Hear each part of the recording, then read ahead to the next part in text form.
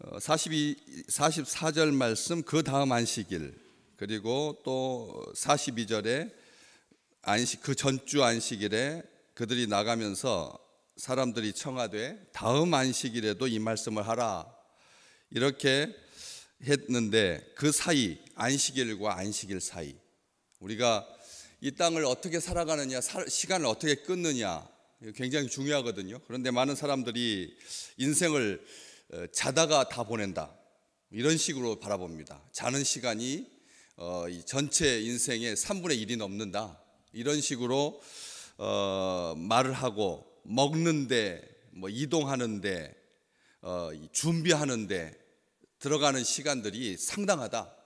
그래서 사람들이 시간 사용에 대해서 효율적이지 못하다 이런 식으로 자기 인생을 바라보면 사람들은 자꾸 위축되게 돼 있고, 그리고 조급하게 돼 있는 거죠.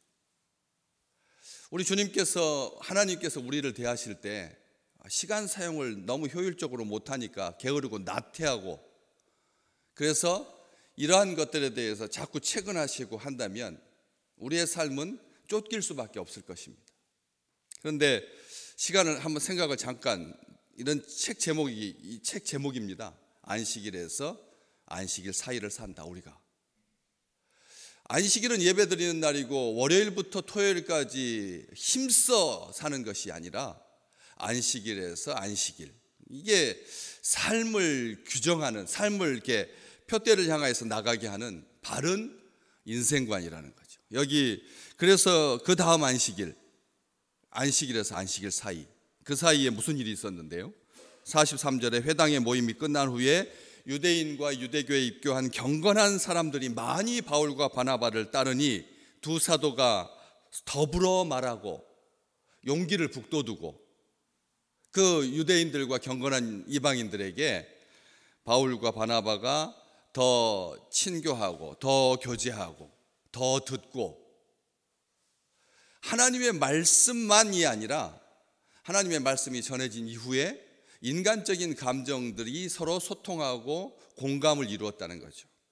그리고 항상 하나님의 은혜 가운데 있으라 권하고, 이러한 일들이 한 주간 있었던 겁니다. 한 주간 사이에 그냥 전 안식일 날 회당에서 말씀을 바울이 전한 다음에 한두 시간 정도 그렇게 있고, 그 다음에 일주일이 쭉 지나가는 것이 아니라 어디까지를 끊느냐는 거죠. 이게 지난 안식일에 있었던 일로 국한되는 거냐, 아니면 그 한 주간의 삶 속에서 충분한 공감이 이루어졌느냐. 만약 지난 안식일 날 했던 일로 모든 것을 다 이루었다라고 말한다면 오늘 44절은 불가능한 거죠. 말이 안 되는 겁니다. 왜냐하면 그 다음 안식일에 온 시민이 거의 다 하나님의 말씀을 듣고자 하여 모였다. 여러분, 이게 가능한, 한 주 만에 지난주에 말씀을 듣고 한 주간 동안 텅 비어 있다가 그냥 자기 삶을 살다가 그 다음 안식일 날 그 비시디아 지역에 있는 모든 사람, 거의 다라고, 온 시민이 거의 다, 그런 일이 인류 역사 속에 있었던 적이 딱 한 번 있었거든요. 요나 시대 때 니느웨 사람들이 왕부터 집에 이르는 가축까지 온통 죄를 뒤집어 쓰고 전체가 다 하나님께 돌아왔던 딱 이례적인, 딱 한 번 있었던, 그 이후로 인류 역사 속에서 그런 경우는 없었거든. 그런데 비시디아 안디옥 지역 전체 다, 이게 누가가 일부러 과장하거나 아니면 초기 교회를 미화하기 위해서 이런 식으로 하지 않았을 겁니다. 누가는 정직한 사람입니다. 정확한 사람입니다. 의사입니다. 수술은 0.1cm를 빗나가면 큰일 납니다. 생명과 직결되기 때문에 그렇습니다. 그래서 한자를 더하거나 빼는 일이 없도록 몹시 신경 썼던, 헬라 지역의 로마를 포함한 헬라 지역, 다시 말하면 로마가 지배하고 있는, 로마가 다스리고 있는 헬레니즘 문화가 온전하게 장악하고 있는 그 지역을 전체를 아우르면서 누가가 복음을 쓸 때 비시디아 안디옥에 있는 거의 모든 시민들이 다 모였다라고 하는 것에 대해서 만약 말도 안 돼, 이런 식으로 비난이 있을 거라면 그것을 감안해서 줄여서 말했을 겁니다. 그렇죠? 여러분, 아무리 그런다고 해서 서울 시민 1,000만 명이 다 모일 수 있는 장소가 어디가 있습니까? 회당, 이게 어디에 모였을까요? 회당에는 모일 수가 없는 거죠. 왜냐하면 회당에는 아무리 많이 한다 해도 공설 운동장이 아닌 이상 몇만 명이 모일 수가, 회당 자체가 두세 가정으로 출발한, 그래서 좀 모이기 시작하면 규모가 점점 커져서 어쨌든 상자와 같은 박스형 같은 그런 공간 구조 속에 아무리 모인다 한들 1,000명이 모일 수 있겠습니까? 그렇기 때문에 이게 만약 가짜라면, 복음이 가짜라면, 이게 그 주변에 있는 헬레니즘의 시대에 살고 있는 사람들에게 이럴 수는 없다 해서 타협했을 거라는 거죠. 숫자를 온 시민이 거의다라고 말하지 않았을 거라는 겁니다. 이게 거의 다 모였으니까 누가가 거의 다 모여, 거의 다라고 하는 말은 몇 퍼센트를 거의 다입니까? 80%만 넘으면 거의 다라고 합니까? 아니죠. 대부분이 다, 한두 명 빠지고는 거의 다 모였다는 말인데 이게 어떻게 가능할 수 있을까 생각을 한번 해봅니다. 이게 그 한 주간 동안 전단지를 돌렸을까? 아니면 그렇지 않겠습니까? 서울 시민을 다 모으기 위해서라면 몇만 명의 공무원들이 동원되어야 거의 다 모일 수 있을까요? 불가능한 겁니다.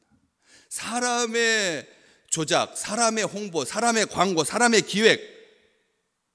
기획으로 한 도시 전체의 사람들을 거의 다 모을 수 있다라고 하는 것은, 이것은 민주주의도 아니고 공산주의도 이럴 수는 없습니다. 공산주의도 그렇게는 불가능한 겁니다.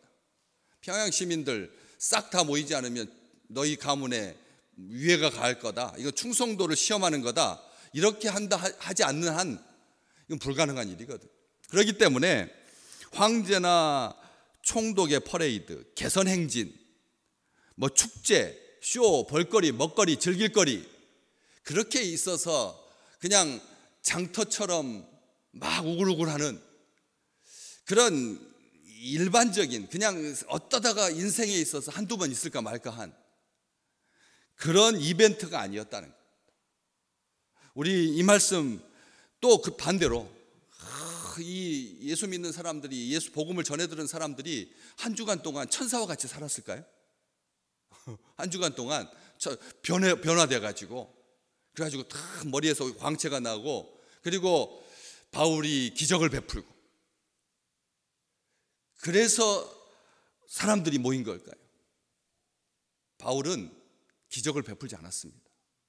또 말씀 들은 사람들이 전심으로 바울과 바나바를 존경하고 그리고 제자처럼 따르고 사랑하고 했지만, 그들의 삶이 일반 사람들, 시민들, 여기 온 시민들, 비시디아 안디옥에 있는 사람들이 보고 그렇게 감동받을 만한 물리적인 시간이 안 되는 겁니다. 한 주에서 한 주 사이, 안식일에서 안식일 사이에 무슨 변화가 있은들 얼마나 변화가 있겠고, 전한들 얼마나 전할 수가 있겠습니까? 그런데 이게 절 사이에, 그 43절과 44절 사이에 그 무한한 하나님의 은혜가 거기 살고 있는 모든 사람들에게 쏟아지고 있는 거죠. 우리는 이것을 기억하셔야 됩니다. 우리가 생각할 때 이런 식으로 복음을 전하다가는 이거 주님 오실 때까지 미전도 종족이 여전히 남아있을 거다. 지금 우리 집안 안에서도 미전도 종족이 생겨나고 있는데, 예수 믿는 백성들 안에서도 미전도 종족이 생겨나고 있는데, 신천지에 빠져서 동성애, 이게 뭐 소수 성애자, 자기 결정권, 자살을 자기가 선택했다고 하는, 자기가 선택할 수 있다라고 하는 이런 시대를 살고 있는데, 이게 과연 하나님의 은혜가 아니면 어떻게 이게 말로 설명이 가능하겠습니까? 게다가 이 놀라운 하나님의 은혜를 45절에 있는 말씀, 유대인들이 그 무리를 보고 시기가 가득하여 바울이 말한 것을 반박하고 비방하고, 그래서 바울과 바나바가 하나님의 말씀을 마땅히 먼저 너희에게 전할 것이지만 너희가 그것을 버리고 영생 얻기에 합당하지 않은 자로 자처하기 때문에 우리는 이방인에게 간다 하면서 성경 말씀 각 줄을 보시면 이사야서 49장 6절 말씀, 내가 너를 이방의 빛으로 삼아 너로 땅끝까지 구원하게 하리라 하셨느니라.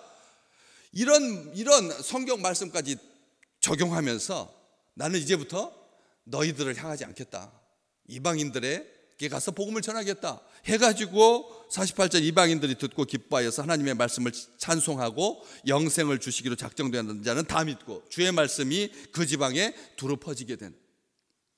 한쪽은 은혜를 받고 주의 말씀이 흥황하지만 한쪽은 어떻다고요?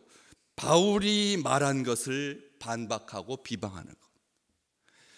보세요. 44절, 온 시민들은 거의 다 하나님의 말씀을 듣고자 하여서 모였지만 비방하는 사람들은 바울의 말을 뭐라고 한다고요? 바울이 말한 것이라고 했다는 거죠. 이렇게 차이가 나는 겁니다. 하나님의 말씀을 선포했지만 한쪽은 하나님의 말씀으로 듣는 자가 있는가 하면 한쪽은 바울이 말한 것이다라고 해서 시기심이 가득하여 그래서 반박했다는 거죠. 비방했다는 거죠. 여기 이렇게 거대한 군중이 모일 줄은 꿈에도 상상하지 못했을 것입니다. 하나님을 대적하는 사람들에게, 야, 이번에 우리 부활절 날 오후 3시에 서울에서 퍼레이드가 있었습니다. 기독교 역사상 이런 경우가 없었거든요. 이게 이 문화적인 접근이 이게 좋은 건가를 생각해 봅니다. 유럽의 많은 나라들에서, 선진국들에서 기독교가 축제거든요. 기독교가 문화화되는 거거든. 기독교에 대해서 호감을 갖게 하고, 이게 좋은 측면이 있습니다. 기독교를 홍보하고 뭐 복음을 전파할 수 있는 기회가 되고 접촉점을 늘린다라고 하는 데서는 좋지만 한쪽으로는 목회자의 입장에서 정확하게 진단을 해드려야 합니다. 그것은 이게 기독교는 문화가 될 수가 없거든요. 문화화하면 그때부터는 기독교가 아닌 거예요. 생명이 떠나게 되는 거예요. 기독교는 문화가 아닙니다. 생명입니다. 하나님의 백성의 은총입니다. 하나님의 백성을 향한 하나님의 긍휼입니다. 자비입니다. 그런데 이것을 문화가 된다. 그래가지고 뭐 이렇게 기독교 찬송도 부르고 해가지고 예수 믿는 사람들이 이렇게 결집하고 이렇게 많은 사람들이 부활절 오후에 자기 집으로 돌아가지 아니하고 시간을 내서 한 3시간 가까운 시간을 시민들에게 이렇게 예수 믿으면 이렇게 우리가 표정이 밝습니다. 이렇게 이거 여러 가지 좋은 생각들을 가지고 모였긴 하지만 문화적인 측면에서 접근하는 게 이게 좋은 일인가를 생각하게 하거든요. 이 사람들 보기 드문 황제나 이 총독의 퍼레이드가 아닌데, 축제가 아닌데, 5일장이 아닌데 전심이 다 모인 것을 보고 이게 마음속에서부터 아주 불편해지기 시작했습니다. 왜냐하면 회당에서 모였을 때는 늘 모이던 사람들이 모였거든요. 회당에 안식일마다 모일 때는 뭐 새로운 사람들이 별로 없었습니다.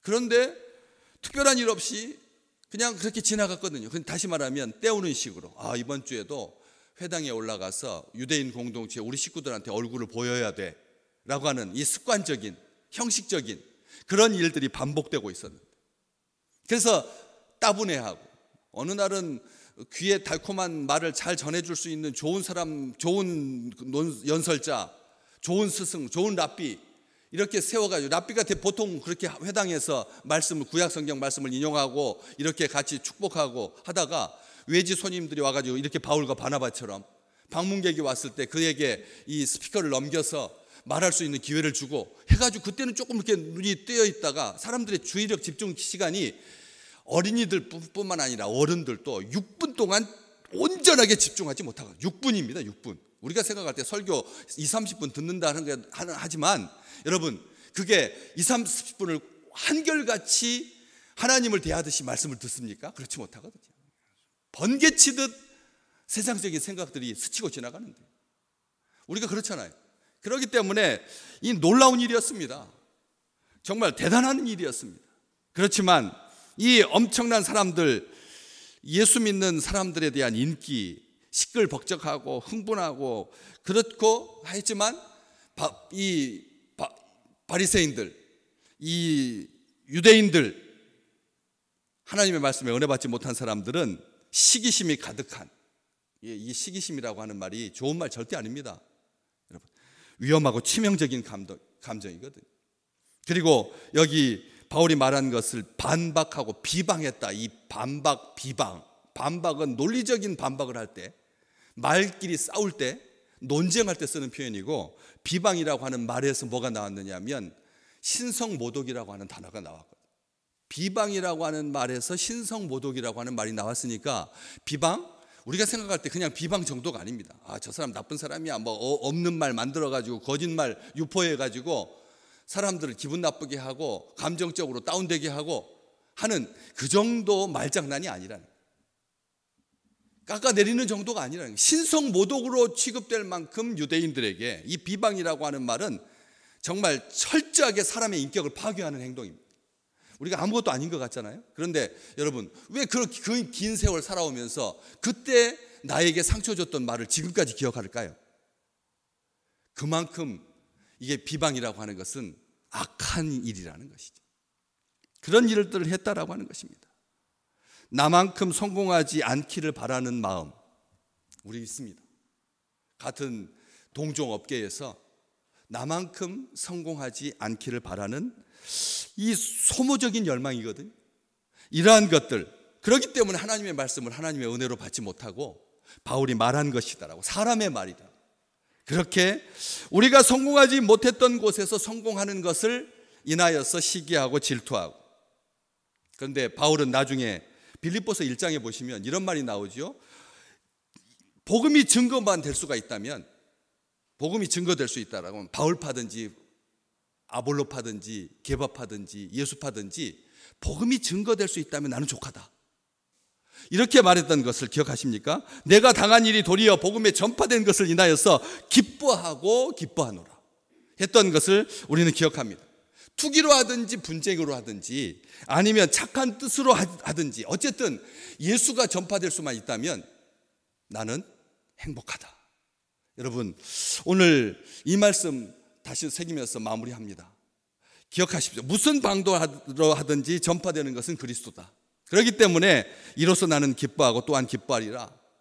빌립보서 1장 18절 말씀, 19절과 20절 말씀 우리 다 알고 있지 않습니까? 살든지 죽든지 내 몸에서 그리스도가 존귀케 되는 것, 내 몸에서 그리스도가 존귀하게 되려고 하는 것 때문에 나는 사는 것이, 내가 사는 것이 그리스도이기 때문에 죽는 것도 유익하다라고 말했던 것처럼, 오늘 우리가 하나님의 말씀을 어떠한 사람을, 어떤 막대기를 세워서 말하든지 오늘 하나님께서 내게 주신 말씀으로 받아서 그 말씀으로 은혜 받고 그 말씀으로 행복하고, 또다시 이 우리가 살고 있는 시대에 이거 2000년 전에 비시디아 안디옥 지역의 터키의 한 남쪽 중앙 지점에 있는 그런 어떤 산골짜기에서 로마 군인들이 퇴역한 은퇴 군인들이 많은 그 지역에서 산업적으로 왕성했던 그 지역에서 한번 딱 반짝하고 마는 그런 일회성의 이벤트가 아니라 오늘도 여전히 행하고 계시는, 추수할 때가 되어서 무르익은 들녘에서 하나님께서 자기 백성, 구원받을 사람을 모으시는 하나님의 은총으로 가득한 귀한 날 되시기를 주의 이름으로 축복합니다.